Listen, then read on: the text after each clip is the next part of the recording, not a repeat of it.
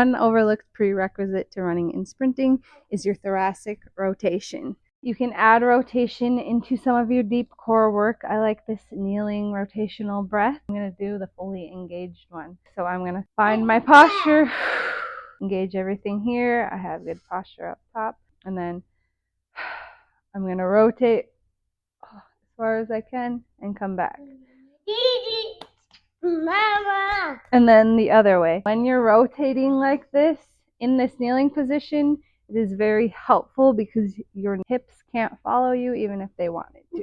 I like exhaling on the rotation. I'll show you a side view. It's very important that we keep our posture intact because we don't want to be rotating like this and then we're not truly rotating. We're supported.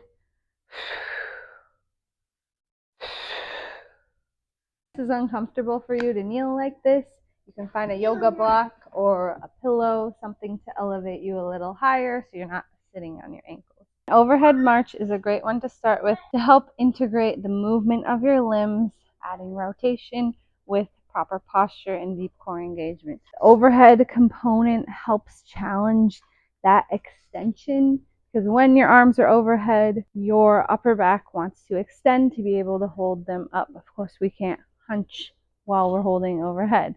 Oftentimes what happens when we're overhead is our ribs come out. So this is why I really love the overhead variation, because it challenges us to keep our ribs down and everything stacked. I'm going to always have a bend in my knees and hips. Then make sure my pelvis is aligned. I'm going to stack those ribs down and then think about a slight lift in my chest to make sure I'm extended here. From the front, you'll see that I shift over onto the working leg. I'm not just staying and letting my hips jut out. I'm shifting over, and then I'm going to rotate towards the up leg. Shift over, rotate towards the up leg.